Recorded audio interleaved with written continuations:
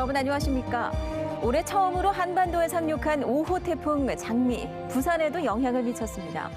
북상 과정에서 세력이 약해져 별다른 비 피해는 없었지만 순간 최대 풍속 20m가 넘는 강풍에 바다와 하늘길이 일부 차질을 빚었습니다. 먼저 태풍 소식을 류재민 기자가 보도합니다. 20여 척의 배가 무트로 올라와 있습니다. 선주들은 괴어놓은 나무 지지대를 다시 한번 점검합니다. 육지로 올리지 못한 배들은 방파 제한 항구로 옮겨져 결박됐습니다. 월파가 되면 배들이 이렇게 막 파손되고 그러니까 그냥 이제 미리 올리는 거지. 그러니까 미리 예방을 해서 저 크레인으로 올려가지고 지게차로 이제 여기까지 옮긴 거지. 올해 첫 태풍 장미가 부산에 영향을 미치면서 부산 지역 7곳 해수욕장은 모두 입욕을 금지했습니다. 시설물도 모두 옮겨져 꽁꽁 묶였습니다. 이곳에 자리 잡고 있던 파라솔은 모두 철거됐고요. 저 해변 라디오 부스 앞엔 이렇게 땅을 파고 모래벽을 쌓아 태풍 피해에 대비했습니다. 해마다 태풍 피해를 입었던 마린시티 상인들도 해변가 탁자들을 모두 정리했습니다. 부산에 하루 동안 내린 비는 10mm 안팎으로 다소 적었지만 순간 최대 초속 20m가 넘는 바람이 불면서 강풍으로 인한 파도가 가게를 덮칠까 상인들도 마음을 졸였습니다. 오늘은 소형급이니까 그다지 이렇게 많이는 준비를 안 했는데 저 보세요 지금. 그러니까 이제 그 정도는 아니니까 넘어오면 한 방에 갑니다 이거. 한 방에 겁납니다. 부산항에 정박한 선박 650여 척이 긴급 대피했고 부산과 제주로로 가는 여객선의 입출항도 전면 통제됐습니다. 김해공항으로 가는 국내선 항공편도 63편이 사전 결항되는 등 바닷길과 하늘길 모두 차질을 빚었습니다. 다행히 별다른 피해 없이 태풍이 지나갔지만 100mm가 넘는 장맛빛 폭우에 곧바로 닥친 태풍까지 시민들의 피로감도 커지고 있습니다. MBC 뉴스 류재민입니다. 네, 태풍의 북상과 함께 전국적으로 많은 비가 내리면서 낙동강 주변으로 홍수주의보가 사흘째 이어졌습니다.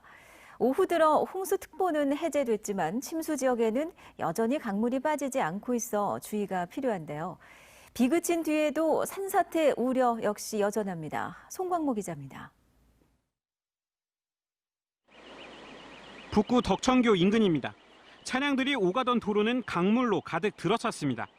일부 차량들은 불어난 물을 피하지 못한 채 그대로 고립됐습니다.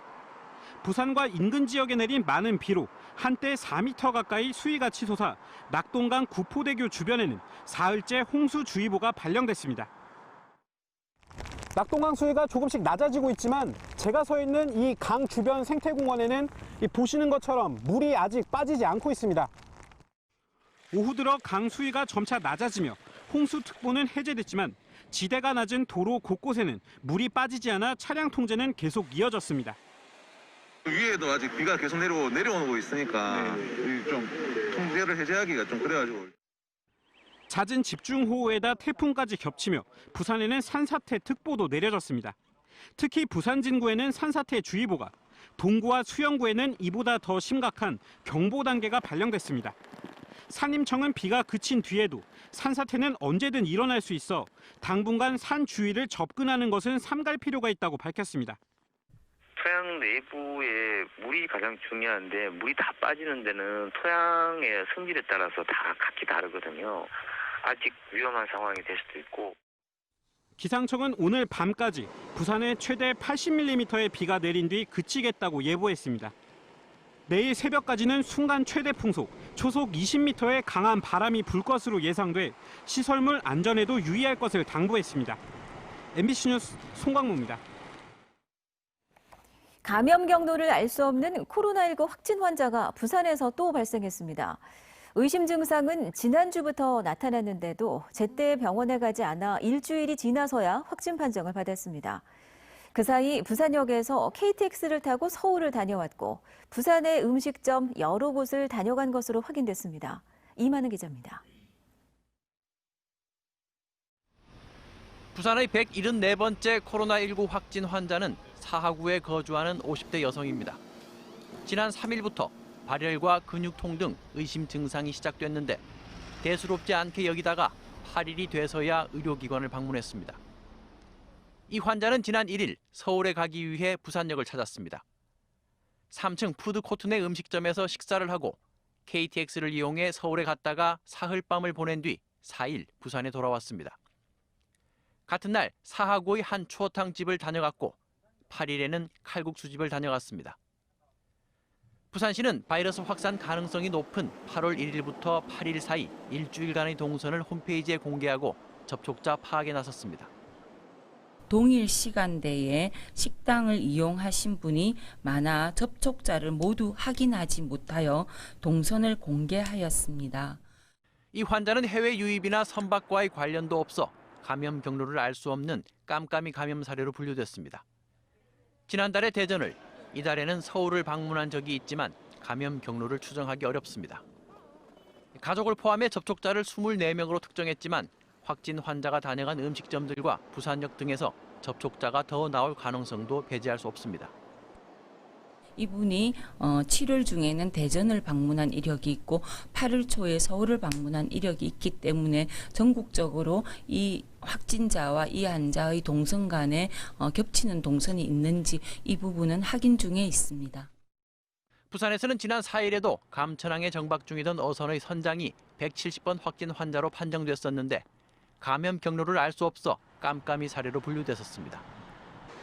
부산시 보건당국은 유전자 검사 결과 어선에서 나온 바이러스의 유전자형이 러시아 선박과는 다른 것으로 확인됐다며 경남 164번 환자와의 접촉을 통한 해외 유입 가능성을 제기하고 있습니다. MBC 뉴스 이만흥입니다.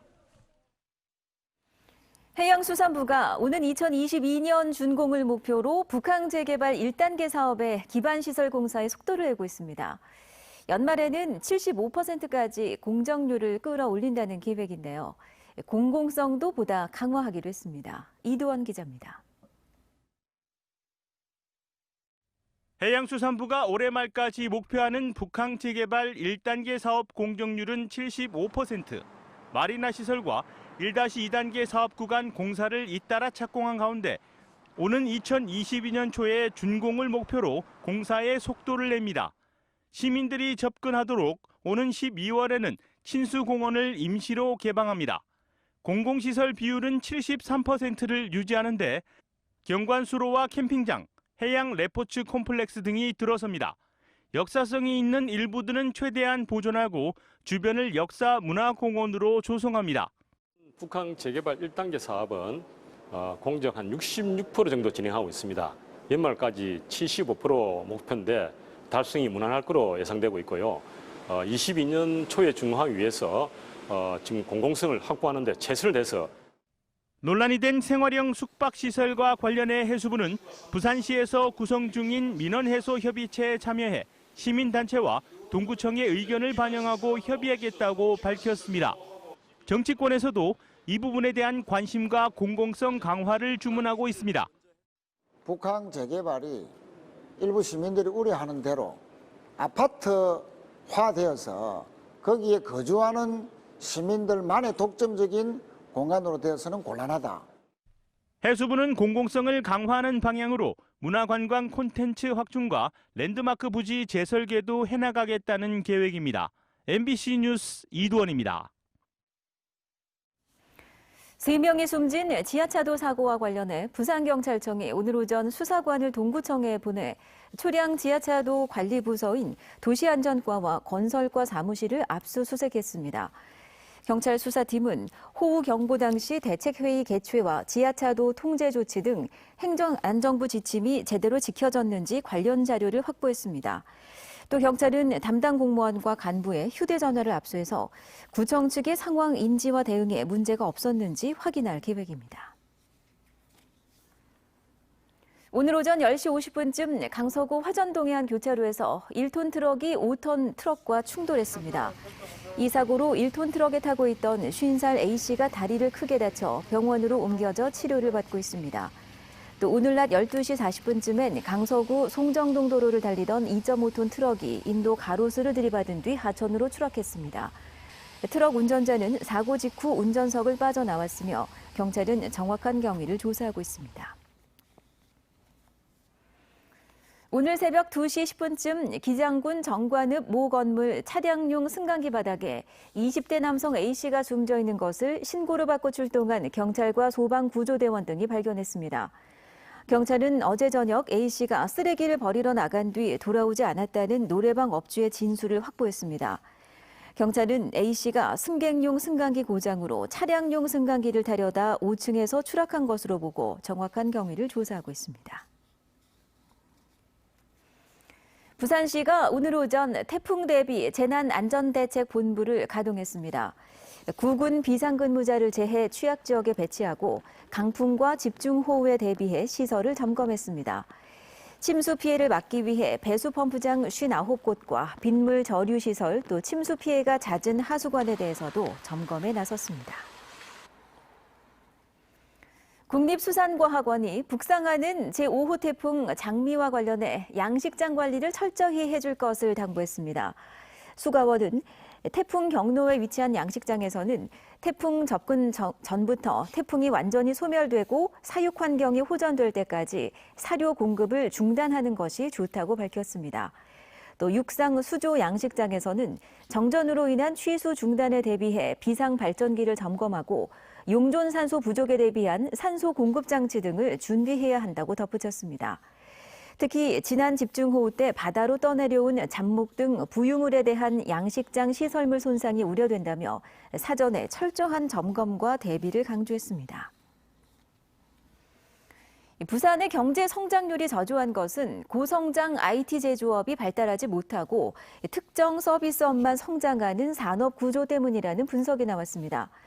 한국은행 부산본부가 김환중 동아대 교수와 공동으로 연구한 부산 지역 경제의 취약 요인 분석 보고서에 따르면 부산의 경제 성장률은 1986년에서 91년 연평균 8.6%에 달했으나 92년에서 2018년 사이에는 연평균 3.5%에 그쳤습니다.